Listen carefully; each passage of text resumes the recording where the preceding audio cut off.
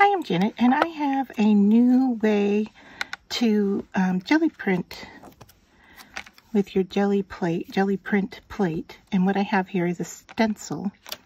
And then what I'm going to use is a very fine, soft cosmetic brush and some mica powder.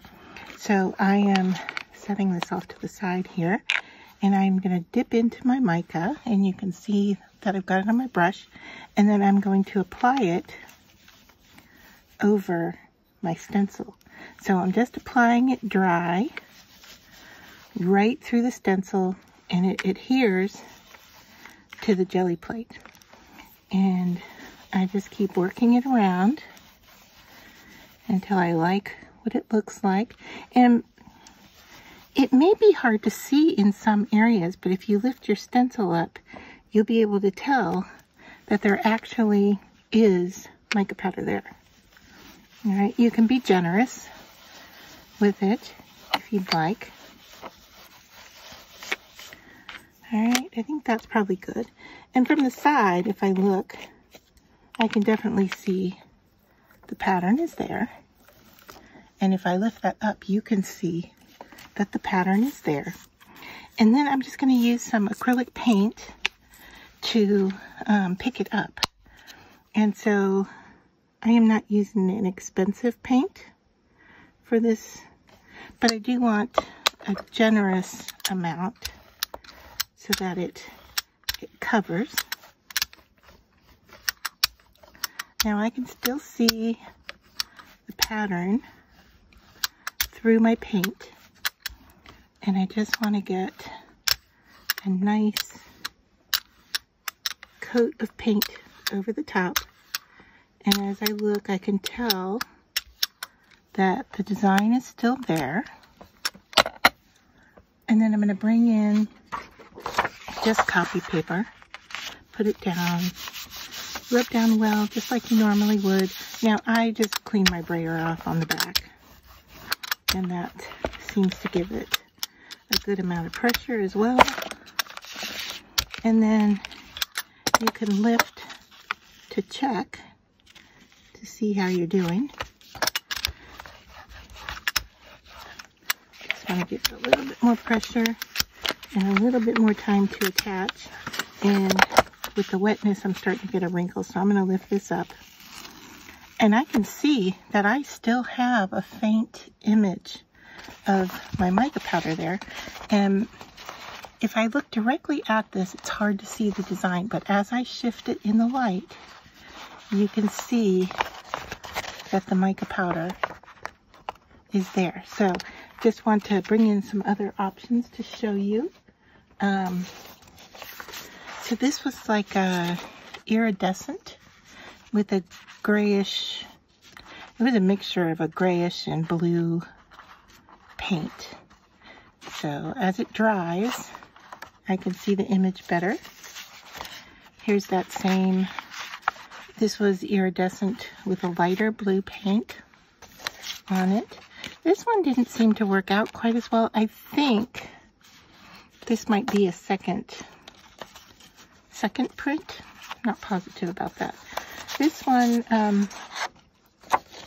didn't work quite as well, but this one was with eyeshadow from the Dollar Tree.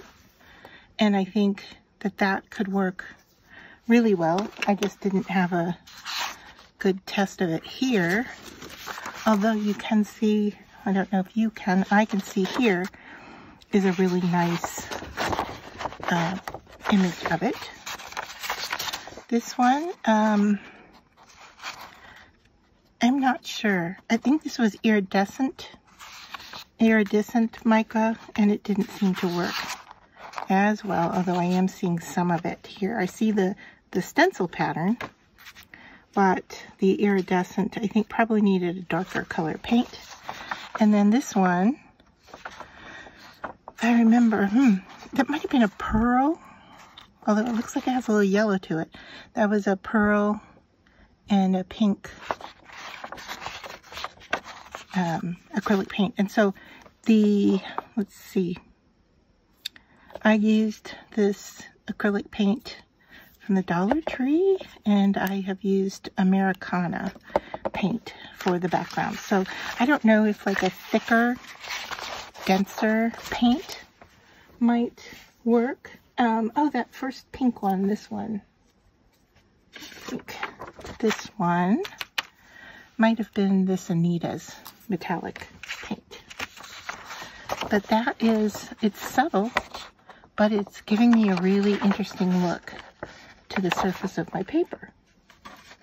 So I can see here that I still have some mica on my plate. I'm going to bring in a thicker paint.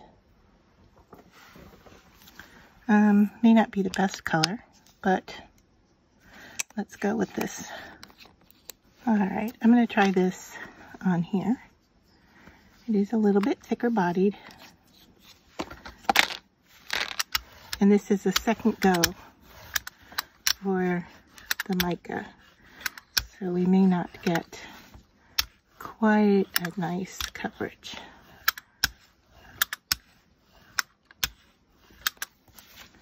And for some reason, my brayer is putting lines in my paint. So I'm trying to go over that and get a nice even coverage without the lines. Alright, that's as good as I can do. So let's see what happens here. Roll the paint on the back. That's a pretty color.